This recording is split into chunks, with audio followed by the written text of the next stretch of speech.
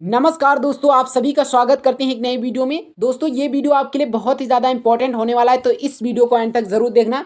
दोस्तों आपको बता दें कि इस वीडियो में यदि आप इंडिया के किसी भी स्टेट से बिलोंग कर रहे हैं तो आपके लिए इंपॉर्टेंट हो जाता है। और दोस्तों सबसे बड़ी बात, इस वीडियो में जो आपको कट ऑफ बताई जाएगी वो बॉर्डर और नक्सल एरिया की भी बताई जाएगी और जनरल एरिया की भी बताई जाएगी। यानी कि आप इंडिया के किसी भी स्टेट से, किसी भी कैटेगरी से, किसी भी एरिया से बिलोंग कर रहे हैं तो ये वीडियो आपके लिए इंपॉर्टेंट हो जाता है। और इम्पॉर्टेंट उन सभी बच्चों के लिए हो जाता है जो बच्चे डाउट में है कि आखिरकार उनका जो आंसर की है वो 30 मार्च से पहले आएगी या फिर बाद आएगी। और दोस्तों आपको बता दें क्या आंसर की नोटिस आई है और लिंक दोस्तों आखिरकार इसकी कहाँ पर मिलेगी, इसके बारे में बात करेंगे। और कट ऑफ आपकी बहुत ही दोस्तों कम जाने वाली है। भले ही इस बार वैकेंसी ज़्यादा नहीं है लेकिन आपकी कट ऑफ भी ज़्यादा नहीं जाएगी। क्यों नहीं जाएगी, इसके ऊपर तथ्यों के साथ बात करेंगे। और दोस्तों आपके पद बढ़ने वाले हैं, जल्द ही आपका नोटिफिकेशन आने वाला है, ये बात आपको अच्छे से याद रखनी है। हम आपको झूठ नहीं बता रहे हैं। अगली बार भी जब वैकेंसीज बढ़ने वाली थी तो बहुत सारे बच्चों को बताया गया था तो वो विश्वास नहीं कर रहे थे, और जब 2 बार लगातार दोस्तों वैकेंसीज बढ़ी तब सभी की आंखें खुल गई, कहने लगे कि हाँ सत्य बोल रहे थे। और दोस्तों कई बार ऐसा हुआ है, सस्ती जीडी में पहली बार नहीं हुआ है। जब फिजिकल भी हो जाता है और मेडिकल तकरीबन हो जाए तब भी दोस्तों इसमें वैकेंसीज बढ़ सकती है। जैसे कि आप खुद समझ लीजिए कि इसमें ना तो कोई धरना हुआ और ना ही कोई बच्चों ने हड़ताल की, ठीक है, और ना किसी को पता चला। और एसएससी जीडी का पेपर क्या हो गया भाई, 81 शिफ्टों का लीक नहीं हुआ, सॉरी रद्द हो गया। अब दोस्तों बात कर लेते हैं कि जब इतना सब कुछ हो जाता है और आपको पता भी नहीं चलता है तो आपकी आंसर की आएगी और आपको भी पता तब तो चलेगा, लेकिन आपकी वैकेंसीज बढ़ने वाली होंगी तो क्या आपको पता नहीं चलेगा। दोस्तों आपको बता दें कि आपकी वैकेंसीज बढ़ेंगी, जल्द ही जल्द बढ़ेंगी, अभी आपको बताएंगे तथ्यों के साथ। और आपका री एग्ज़ाम फालतू है, नुकसान नहीं है। यानी कि आपका दोस्तों इसमें कोई भी नुकसान नहीं होने वाला है। जो बच्चे सोच रहे हैं कि री एग्ज़ाम से आपका नुकसान होगा, तो कुछ भी दोस्तों आपका नुकसान नहीं होने वाला है। और कट ऑफ आपकी क्या 100 या फिर 63 या फिर 92 जाएगी, यही दोस्तों जाने वाली। हम ये फालतू में नहीं लिखे, अभी आपको बताएंगे। और आप यूपी, बिहार, एमपी, इंडिया के किसी भी स्टेट से बिलोंग कर रहे हैं, किसी भी कैटेगरी से बिलोंग कर रहे हैं, मैंने पहले बताया है कि ये वीडियो आपके लिए इंपॉर्टेंट हो जाता है। तो इस वीडियो को एंड तक देखना दोस्तों। वीडियो पसंद आए तो वीडियो को लाइक जरूर कर लीजिएगा, और यदि आप हमारे चैनल पर नए हैं तो चैनल को एक बार जरूर सब्सक्राइब कर लीजिए और बेल आइकन को जरूर प्रेस कर लीजिए ताकि जो भी हम वीडियो डालें वो आप तक पहुंच सके। और दोस्तों आप हमारे व्हाट्सएप चैनल को जरूर सब्सक्राइब कर लीजिए, उसका लिंक डिस्क्रिप्शन बॉक्स में आपको मिल जाएगा। तो चलिए आगे बढ़ते हैं और सबसे पहले आपको दिखाते हैं ये दोस्तों जो नोटिस जारी हुई। इसमें पूर्णतः बताया गया है कि आपकी जो 81 शिफ्टों का पेपर है वो दोस्तों रद्द कर दिया गया है और टेक्निकल इशू के कारण एसएससी जीडी ने रद्द किया है। आपको भी नहीं पता था कि आप पेपर दे रहे हैं और क्या हो रहा है कि आपके साथ हो रहा है कि आपका पेपर सबमिट ही नहीं होगा और आपकी 1 घंटे की मेहनत और कई दिनों की मेहनत, कई महीनों की मेहनत, कई सालों की मेहनत आपकी यूं ही चली जाएगी, दोबारा पेपर में बदल जाएगी। ठीक उसी प्रकार आपके 30 मार्च को फिर से यानी कि री एग्जाम होने वाले हैं कुछ बच्चों के, जो कि 16,000 प्लस बच्चों का दोबारा पेपर होने वाला है। दोस्तों ये पेपर आपके लिए नुकसानदायक है या फिर फायदेमंद, आगे बात करेंगे। और दोस्तों बहुत सारे बच्चों का कमेंट है कि सर ये हमारा जो पेपर है वो आपके लिए सही है या फिर आपके लिए रॉन्ग है। तो आपको बता दें कि आपके लिए दोस्तों रॉन्ग भी तो है नहीं और सही भी तो है नहीं, क्योंकि आपको इसमें कोई फ़ायदा होने वाला नहीं है फिलहाल, और नुकसान भी कुछ भी होने वाला नहीं है। अब आप सोचिए कि कम से कम 45 लाख बच्चों ने इसमें, इससे ज़्यादा ही फॉर्म अप्लाई किए थे, और लगभग 40 लाख बच्चों ने क्या किया है, पेपर 20 को दिया है। ठीक है, पेपर 20 का दिया है, समथिंग। ठीक है, तो आप समझिए कि इतने बच्चों में 16,000 बच्चे दोबारा पेपर देंगे तो क्या होगा। और आपको बता दें कि ये सबसे ज़्यादा जो पेपर देंगे वो बिहार के होंगे, उत्तर प्रदेश के होंगे एंड उत्तराखंड के होंगे। ठीक है, वो भी इनके कुछ ही डिस्ट्रिक्ट के होंगे, सब डिस्ट्रिक्ट के नहीं है, कुछ ही डिस्ट्रिक्ट के हैं। और दोस्तों सबसे बड़ी बात यह है कि इन सभी की कट ऑफ आपकी कट ऑफ पर कोई निर्भर नहीं करेगी, क्योंकि आपकी स्टेट में जितनी वैकेंसी है उतनी ही आपके फायदेमंद होगी। ये तो अलग स्टेट से हैं और अलग स्टेट आपसे लेना देना नहीं, सिर्फ एसएसएफ में लेना देना है। ठीक है, सिर्फ और सिर्फ एसएसएफ में लेना देना है। और अगर दोस्तों क्या होगा कि वैकेंसी अगर इनकी कट ऑफ बढ़ेगी भी तो इनके स्टेट में बढ़ेगी, आपके स्टेट में तो बढ़ेगी नहीं। तो इससे आपको पता चलना चाहिए कि आपके लिए ये ज़्यादा नुकसानदायक है भी नहीं। तो ये आपका जो डाउट है वो आपका क्लियर हो जाना चाहिए कि ये आपके लिए नुकसानदायक बिल्कुल भी नहीं। और सबसे बड़ी बात क्या है, इसका पेपर हो जाने के बाद आंसर क्या आएगी अगले अभी आपको बताने वाले हैं। उससे पहले दोस्तों आपको बताएं कि जो बच्चे पेपर देंगे उसका दोस्तों क्या हाल होने वाला है, थोड़ा हम आपको बता देते हैं। दोस्तों जब पेपर समाप्त हो गया, ठीक है, कुछ बच्चों का 7 मार्च को भी पेपर समाप्त हुआ, लेकिन कुछ का जब पहले ही समाप्त हो गया वो दोस्तों उसी दिन से क्या कर दिए, पढ़ाई को कर दिया स्टॉप और क्या करने लगे, फिजिकल और आंसर की में जुट गए। सोच रहे थे कि आंसर की आए फिजिकल की तैयारी करें, लेकिन उनका पेपर रद्द हो गया। अब ये दोस्तों सोच रहे होंगे कि 10 दिन में हम कितनी तैयारी कर लें, क्योंकि 1 महीने तो हमने पढ़ा ही नहीं। अब भाई सबसे बड़ी प्रॉब्लम आ जाती है, क्या आ जाती है प्रॉब्लम, कि आखिरकार उनको कैसे मैनेज करना पड़ेगा। तो ये टेंशन मत लीजिए कि वो दोस्तों पूरा का पूरा 160 का टारगेट स्कोर करेंगे, ऐसा कुछ भी नहीं होने वाला है। वो भी एवरेज ही रहेंगे। जो बच्चा थोड़ा तेज है उसके अच्छे ही मार्क्स आएंगे, और जो नॉर्मल था उसके नॉर्मल ही मार्क्स आएंगे। इसमें आपको टेंशन नहीं लेने की ज़रूरत है। अब दोस्तों सबसे बड़ी बात कि आखिरकार आंसर की आपकी कब आएगी, मोस्ट इंपॉर्टेंट। ठीक है, मोस्ट इंपॉर्टेंट ये हो जाता है आपके लिए आंसर की के बारे में। ठीक है, आंसर की आखिरकार आपकी कब तक आएगी, ये बड़ा सवाल है। और आपको बता दें कि आंसर की आपकी, आप सोच रहे होंगे कि 30 मार्च के बाद आ जाएगी, लेकिन हम आपको बताएंगे कि 30 मार्च से पहले ही आ जाएगी। क्यों आ जाएगी, जब भाई एसएससी दोबारा जिन शिफ्टों का पेपर दोबारा होगा, उसका जब शिफ्ट का दोबारा पेपर करा सकती है, तो क्या उन सभी का दोबारा आंसर की मतलब बाद में आंसर की नहीं जारी कर सकती।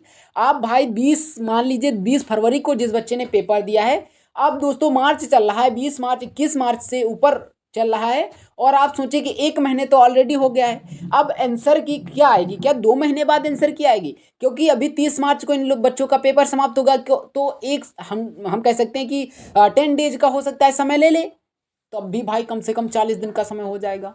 तो क्या 40 दिन बाद आंसर की आपकी आएगी, ऐसा कभी नहीं होगा दोस्तों।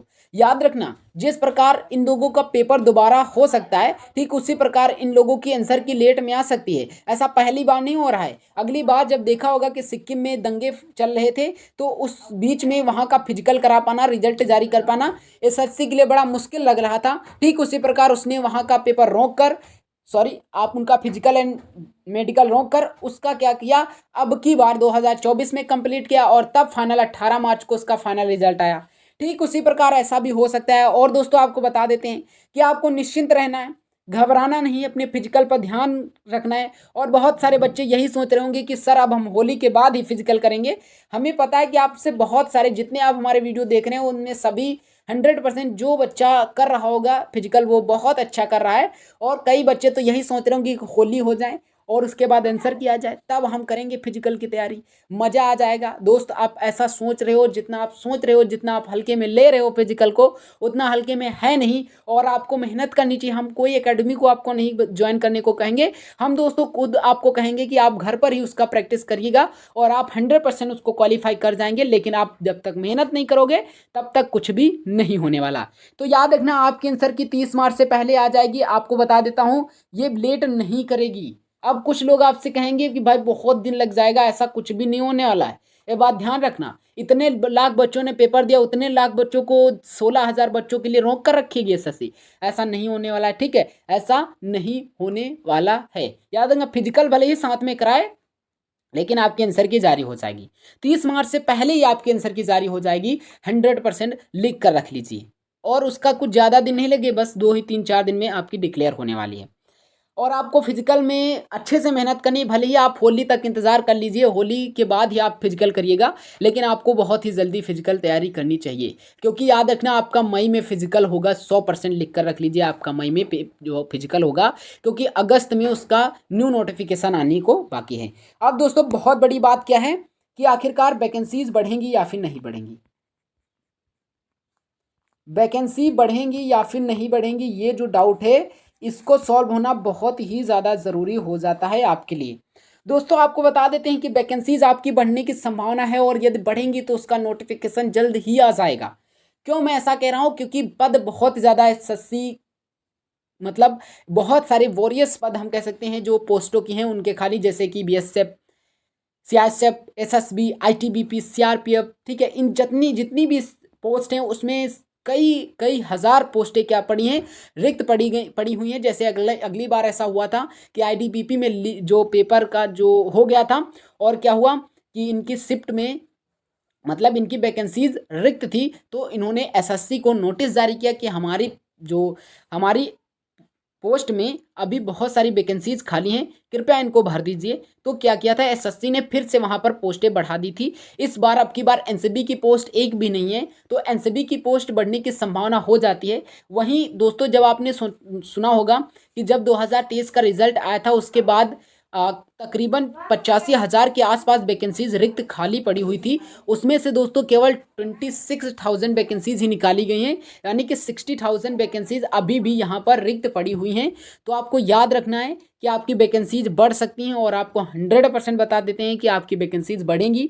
वो चाहे 5,000 तक बढ़ें, 6,000 तक बढ़ें, लेकिन आपकी वैकेंसी 30,000 के उस पार इसी साल यानी कि इसी वैकेंसी में होने वाली हैं। तो चलिए आगे बढ़ते हैं। और एक बात ध्यान रखना, ये हम हवा में बात नहीं कर रहे हैं, ये रियलिटी आपको बता रहे हैं। जब वैकेंसीज आपकी बढ़ेंगी तब दोस्तों आप देख लीजिएगा, लेकिन आपको हम सच में बताना चाहते हैं, ये फालतू वीडियो नहीं है, ये आपके हित का वीडियो है, और आपको इससे बहुत कुछ सीखने को मिलेगा और बहुत कुछ आपको यहाँ से देखने को भी मिलेगा फ्यूचर में। ठीक है, आगे बढ़ते हैं। और दोस्तों अब आपको बताते हैं कि आखिरकार आपकी कट ऑफ कितनी जाएगी, क्योंकि सबसे बड़ा जो डाउट होता है ना, वो रहता है कि आखिरकार कट ऑफ आपकी कितनी जाएगी। ठीक है, कट ऑफ आपकी कितनी जाएगी, यही दोस्तों सबसे बड़ा आपका डाउट रहता है। तो चलिए इसको सॉल्यूशन भी हम आपको बताते हैं। देखिए यदि जैसे कि दिल्ली, उत्तराखंड, यदि आप इन स्टेटों से बिलोंग कर रहे हैं, दिल्ली, उत्तराखंड, हरियाणा, उत्तर प्रदेश, बिहार, झारखंड, मध्य प्रदेश एंड राजस्थान, ये दोस्त वो स्टेट हैं जिनकी कट ऑफ 100% हाई जाती है। और यहाँ पर उतना ज़्यादा बॉर्डर और नक्सल एरिया हमें दिखाई नहीं दे मतलब मिलता है जितना अदर स्टेटों में होता है। तो यही यहाँ की जो कट ऑफ बताई जाएगी वो दोस्तों आपको जनरल एरिया की बताई जाएगी और एकदम सटीक बताई जाएगी। तो चलिए दोस्तों बताते हैं। जैसे कि आप यूआर कैंडिडेट हैं और यहाँ पर सिलेक्शन पाना चाहते हैं, तो 130 का आपको टारगेट करना चाहिए और 130 का आपका सिलेक्शन भी हो जाएगा। वहीं ओबीसी कैंडिडेट की बात करते हैं तो 128, फिर ईडब्ल्यूएस कैंडिडेट भी 128 ही हम सजेस्ट करेंगे, क्योंकि यहाँ पर जो इनकी कट ऑफ देखने को मिलेगी वो एकदम सेम मिलेगी। वहीं एसटी और एससी कैंडिडेट 125 देखने को मिलेगी, और यदि आप एसटी हैं और 122। और दोस्त यदि आप ये जनरल एरिया की कट ऑफ है, और यदि आप क्या कर रहे हैं, आप बिलोंग कर रहे हैं बॉर्डर एंड नक्सल एरिया से, तो आप कम से कम 110 तक आपके मार्क्स बन जाते हैं, तब भी आपका सिलेक्शन हो जाएगा। याद रखना 110 तक यदि आपके बन जाते हैं, और कई का तो 100 के नीचे भी सिलेक्शन हो जाएगा, तो आप यहाँ पर सेफ स्कोर मान सकते हैं 110। ठीक है, आगे बढ़ते हैं। और यदि आप इन कैटेगरी इन स्टेटों से बिलोंग कर रहे हैं, जैसे कि लो कट ऑफ वाले राज्य हैं तमिलनाडु, मिजोरम, नागालैंड, मेघालय, कर्नाटक, गुजरात, जम्मू कश्मीर एंड असम, यदि आप इन स्टेटों से बिलोंग कर रहे हैं और आप सोच रहे हैं कि आखिरकार आपका इस बार सिलेक्शन हो जाए तो कितनी कट ऑफ देखने को मिल सकती है, तो चलिए हम आपको बताते हैं। देखिए यदि आप यूआर कैंडिडेट हैं तो आपको कम से कम स्कोर करना चाहिए अब की बार 70 का। ठीक है, स्कोर आपने कर ही दिया है, इतना बन जाता है, विद नॉर्मलाइजेशन आपका सिलेक्शन हो जाएगा। वहीं ओबीसी और ईडब्ल्यूएस कैंडिडेट की यदि बात करते हैं तो कम से कम इनकी होना चाहिए 65 और 65। ये दोस्तों दोनों कैटेगरी का यदि आप सिलेक्शन पाना चाहते हो, ठीक है, और आप सोच रहे हो कि आप कितने मार्क्स, तो 100 आप क्या कर दीजिए 65 नंबर का आपका मार्क्स हो जाए, आपका 100% सिलेक्शन हो जाएगा। याद रखना 65। ठीक है, 65 दोस्तों एक ऐसा स्कोर जिस पर आपको 100% इन स्टेटों से सिलेक्शन मिल जाएगा। वो भी जनरल एरिया की बात कर रहे हैं। अभी दोस्तों बॉर्डर एरिया और नक्सल एरिया की आपको कट ऑफ बताएंगे, आप हैरान हो जाओगे कि इतनी कम जा सकती है। और एससी कैंडिडेट की यदि बात करते हैं तो कम से कम 60 से लेकर 62 तक समझिएगा, और एसटी कैंडिडेट 60 मार्क्स इनका बहुत ही अच्छा स्कोर होगा, और इतने दिन के मार्क्स बन जाते हैं तो इनका 100% सिलेक्शन भी हो जाएगा। ठीक है, 100% इनका सिलेक्शन हो जाएगा। ये दोस्तों जनरल एरिया की कट ऑफ है। अब यदि बॉर्डर एंड नक्सल एरिया से बिलोंग कर रहे हैं तो आपको एक एग्जैक्ट डाटा बताते हैं कि 40 से 50 के बीच में यदि आपके मार्क्स हैं 160 में से, तब भी आपका सिलेक्शन 100% हो जाएगा। ये हम आपको गारंटी दे रहे हैं। गारंटी वो नहीं, हम ऐसा नहीं बता रहे हैं, प्रीवियस ईयर कट ऑफ कई सालों की देखा है फिर आपको बताया है। अगली बार भी आप देख लीजिएगा, इससे बीच में ही कट ऑफ रही थी, इतने बीच में ही घूमी थी कट ऑफ, अब की बार भी इतनी ही घूमेगी और आपका 100% सिलेक्शन हो जाएगा एनी पोस्ट में। ठीक है, एनी पोस्ट में 100% हो जाएगा। अब यदि आप इन स्टेटों से बिलोंग करते हो, जैसे कि मीडियम कट ऑफ वाले राज्य हिमाचल प्रदेश, महाराष्ट्र, छत्तीसगढ़, पंजाब, वेस्ट बंगाल, ओडिशा, केरला, मणिपुर एंड झारखंड, ठीक है, इन स्टेटों से यदि आप बिलोंग कर रहे हो तो भाई आपके बहुत ही कम मार्क्स नहीं होने चाहिए, थोड़े बहुत ज़्यादा होने चाहिए, लेकिन इतने भी ज़्यादा नहीं होने चाहिए कि आप हैरान हो जाओ पहली, जैसे कि हाई कट ऑफ वाले राज्यों की तरह आपकी कट ऑफ चली जाए, ऐसा कुछ भी नहीं होने वाला है, ये भी याद रखना। और दोस्तों यदि यहाँ तक आपने वीडियो को वॉच कर लिया है तो वीडियो को एक बार लाइक ज़रूर कर दीजिए और चैनल को एक बार जरूर सब्सक्राइब कर लीजिए। ठीक है, तो देखिए यदि आप इन स्टेटों से बिलोंग कर रहे हैं और आपको जनरल एरिया की कट ऑफ जाननी है, OBC, EWS, SC and ST, और दोस्तों जो भी आपका डाउट हो वो कमेंट बॉक्स में ज़रूर बताइएगा। यदि आप इन स्टेटों से बिलोंग कर रहे हो तो कम से कम 110 का आपका स्कोर होना चाहिए। जनरल एरिया की है ये 108 108 108, SC कैंडिडेट 105 एंड ST 100। ठीक है, ST 100 मतलब इतना यदि आप स्कोर कर देते हो तो आपका जनरल एरिया से बिलोंग कर रहे हो तो आपका 100% सिलेक्शन हो जाएगा। ठीक है, 100% आपका सिलेक्शन हो जाएगा, याद रखना। और यदि आप बॉर्डर नक्सल एरिया से इन स्टेटों से बिलोंग कर रहे हो, ठीक है, बॉर्डर या नक्सल एरिया से इन स्टेटों से बिलोंग कर रहे हो तो आपको बता दें कि आपका जो कट ऑफ है वो 45 से लेकर 60 के बीच में ही जाने वाला है। ठीक है, 45 से लेकर 60 के बीच में ही जाने वाला। कुछ स्टेट का जैसे कि झारखंड का हो सकता है थोड़ा ज़्यादा चला जाए, लेकिन यहाँ पर एवरेज अगर देखा जाए तो इतने यदि आपके मार्क्स 45 से 60 मार्क्स के बीच में आ जाते हैं 160 में से विद नॉर्मलाइजेशन, ठीक है, इतने मार्क्स यदि आपके बन जाते हैं तो आपका सिलेक्शन 100% हो जाएगा। और आशा करते हैं कि आपने इतना स्कोर किया भी होगा। तो दोस्तों वीडियो कैसा लगा कमेंट बॉक्स में एक बार ज़रूर बताइएगा। और नेक्स्ट वीडियो देखने के लिए चैनल को जरूर सब्सक्राइब कर लीजिए। तो चलिए मिलते हैं नेक्स्ट वीडियो में, तब तक के लिए जय हिंद, वंदे मातरम।